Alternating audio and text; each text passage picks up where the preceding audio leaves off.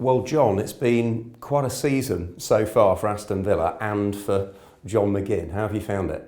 Yeah, it's been alright.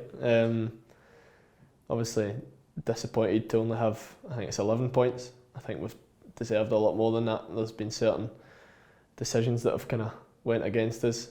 And I think Saturday was the first time we probably didn't deserve a result, and we managed to kind of sneak a 2-1 win. So the most important thing for us is the performances that we've been putting in. I think we've proven that we can compete at this level, and personally it was something I was you are slightly worried about to start off with. Can you compete at this level? But thankfully I've managed to show I can, and hopefully I can keep getting better and developing, and I've still got a lot to learn, so hopefully I do that.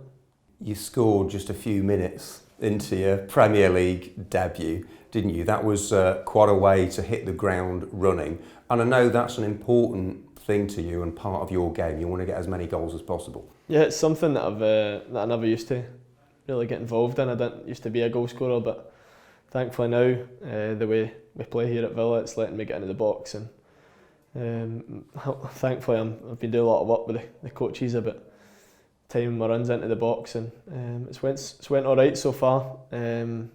Should have 4 if it wasn't for VAR, but I could have had a few more as well. So hopefully I keep getting in those positions and helping the team out with goals.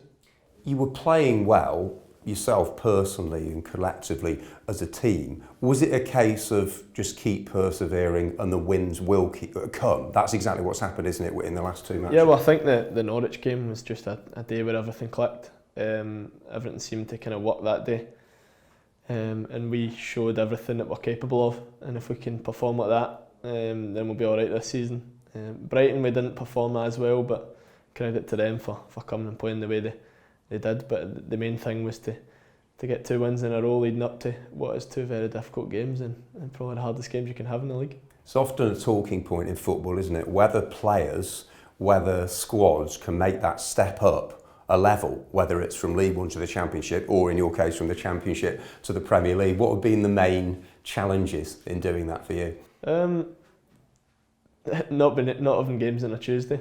The quality of the other teams, if you make a mistake, and we got punished a lot early on in the season, just one mistake and it was a goal, whereas if you make the same mistakes in the Championship, there's a chance it might not be. So the quality of the league is intense, the physicality and the tempo of it is intense, but at the same time that intensity helps bring your game on, and I think myself and a few others are thriving in that. And as a group, we're beginning to gel. There's been a lot of new players and a lot of different languages, and they're starting to get used to my accent and everything else.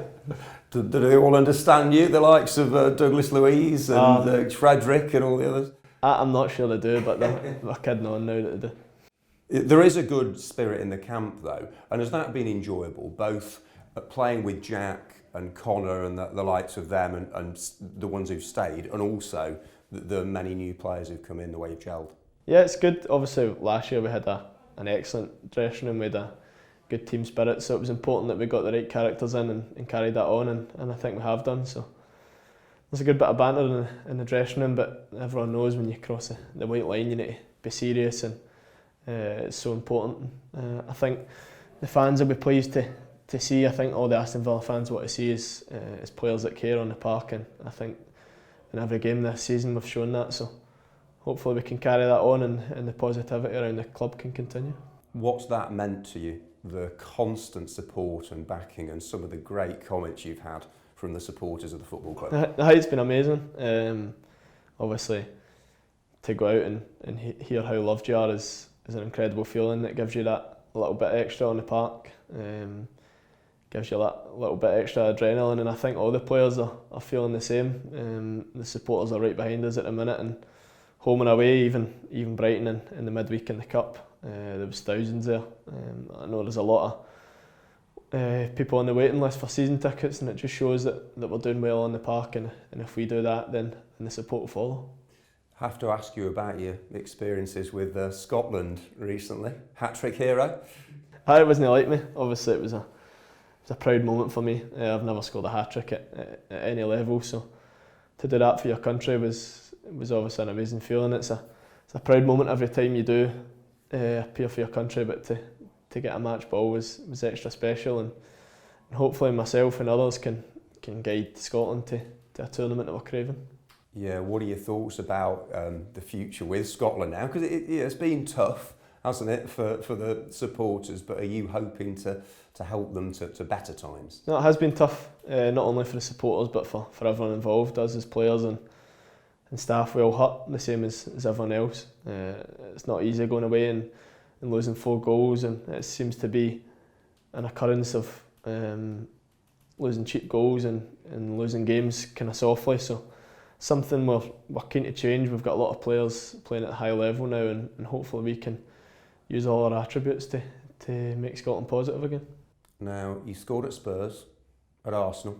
Have you got one up your sleeve on Saturday? Don't jinx me. Hopefully. I'll not think about it too much. I didn't think about scoring at Spurs. It just happened, and then thankfully at Arsenal as well. So hopefully I can carry it on at the weekend if we get high enough up the park. Yeah, yeah. How do you see the game against City? Because they've got some world-class talent, haven't they? But it has to be one to relish for you. Yeah, it's a top team. It's one of the ones you look out for when you see the fixtures come out. You want to test yourself against the champions, against top players, and show that you can compete. And I think the manager's clear in every game that he plays in. He wants to go and win, and we'll implement that style. But at the same time, respect how good a team they are and the qualities they have. We'll get the balance right and hopefully get the win that we want. Of course, Wolves did win there. They have slipped up occasionally, so it is possible. You all have to go there with real confidence. Of course it's possible. It's going to be a tough task, but at the same time, we've proven already this season we're a tough task for any team. We went to Spurs and competed for a long spell. Probably deserve to win overall. So it's important we go to City now and show that we can compete. We all need to be concentrated and on it for 90 minutes and hope they're off it, but at the same time we could maybe put a little bit of a marker down if we can get a result there.